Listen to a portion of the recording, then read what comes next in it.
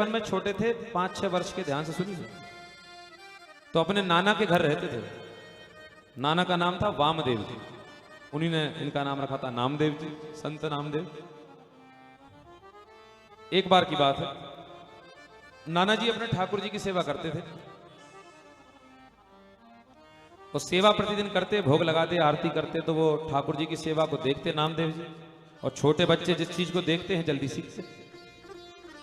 तो उन्होंने वामदेव जी से पूछा, नामदेव जी ने, कि नाना जी, इन ठाकुर जी की सेवा आप रोज करते हैं क्या? एक दिन मुझे भी सेवा का अवसर मिलेगा?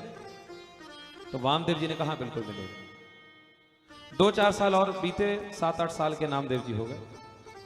एक दिन उनके नाना जी को कहीं जाना था, वामदेव जी को, तो नाना जी ने कहा कि नामदेव, 3 दिन के लिए मेरे ठाकुर जी मैं तुमको दिए जा रहा हूं, रोज इनकी सेवा करना।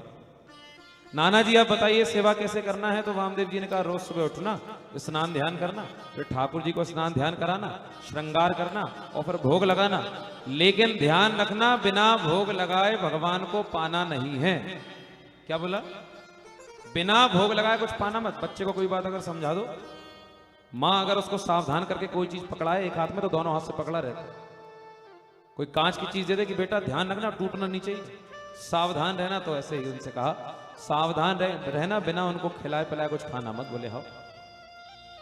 वामदेव जी का तो कहना यह था कि भोग लगाना, उसके बाद अपना खाना। पर नामदेव जी समझे कि जब तक भगवान अपने हाथ से उठा के पा नहीं ले और तुम देख नहीं लो कि इन्होंने पा लिया, उसके बाद पाना। बच्चों का हृदय है, इसीलिए कहते हैं कितने ही बड़े बन जाओ, कितने ही ग्रेजुएट हो जाओ, कितनी बड़ी डिग्री ले लो, लेकिन भक्ति मार्ग में तो आपको बच्चा बनना पड़ेगा। जहां हमको कुछ नहीं आता, बच्चा बनकर भगवान के पास जाइए। ऐसी नामदेव जी। नामदेव जी ने विचार किया, ठीक है नाना जी चले गए। सुबह सुबह नामदेव जी उठे, उठ करके ठाकुर सेवा करने लगे। खुद ने स्नान किया, फिर ठाकुर जी को स्नान कराया, चंदन लगाया, पुष्प चढ़ाया, और उनके सामने दूध का गिलास रख दिया, और हाथ जोड़कर कहने लगे कि भगवान, हे नंदनंदन भगवान, आप इस दूध को पी लीजिए, क्योंकि जब तक आप नहीं पिएंगे तब तक मैं नहीं पीऊंगा। और नाना जी मुझसे बोल के गए कि जब तक तुम्हारे ठाकुर जी दूध ना पी ले तब तक तुम भी मत पीना। अब ठाकुर उस समय कहां पीते, बच्चे ने पहली बार निवेदन किया। मूर्ति वाले ठाकुर जी बैठे रहे लड्डू गोपाल। नामदेव जी ने निवेदन किया, आधा दिन बीत गया, भगवान अब आप इस दूध को पी लीजिए। नाना जी बोलकर गए कि जब तक आप नहीं पियोगे मैं भी कुछ नहीं खाऊंगा, लेकिन भगवान कहां पीते उस समय।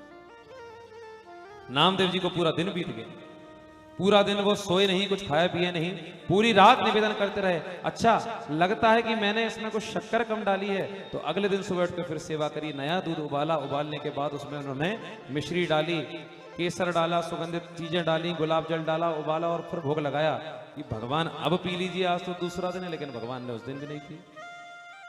ऐसा करते करते 3 दिन बीत गए। चौथे दिन नामदेव जी ने कहा, भगवान आज मैंने सारी विधि से तुमको बहुत सुंदर तरीके से दूध का भोग लगाया, अगर नहीं पियोगे तो ये चाकू रखा है मैं अपने गले पर, इसको रखकर ये तुमसे कह रहा हूं, वादा कर रहा हूं कि तुम अगर दूध नहीं पियोगे तो मैं अपना गला काट लूंगा। जैसे ही नामदेव जी ने महाराज उस चाकू को उठाया, अपने गले पर रखाई था, फेरने ही वाले थे, मूर्ति में से ठाकुर जी प्रकट हुए, दूध के गिलास को उठाया और दूध का पान कर लिया। हृदय से नामदेव जी को लगा लिया। अब तो रोज यही होने लगा, वो भोग लगाए, भगवान नहीं पिए तो ये डराए चाकू लेकर, क्यों काटू गला? बोले नहीं पीता हूं। तो ठाकुर जी पिए कि ये अच्छा भक्त है, धमकी देता है। नाना जी लौटे, नाना जी ने पूछा कैसी चल रही ठाकुर सेवा?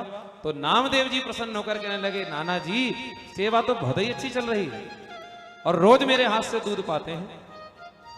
अच्छा, तो वो समझे कि बच्चा भाव में कह रहा होगा, लेकिन जिस दिन नामदेव जी ने वामदेव जी के सामने ठाकुर जी को दूध पिला दिया, तो रोकर अपने हृदय से ठाकुर जी और नामदेव को लगा लिया और कहने लगे, अपनी 70 वर्ष की आयु में मैंने पूरा जीवन प्रयास किया, ठाकुर ने एक बार भोग नहीं लगाया, और इस बच्चे के सच्चे भाव के कारण 3 दिन में ही वो ठाकुर प्रकट होकर पाता है। क्यों? बोले ये वही भगवान है जो भक्ति के सूत्र में बंधकर आ गए। इन भगवान को कोई बांध नहीं सकता, लेकिन केवल इनको भक्ति भाव से बांधा जा सकता है।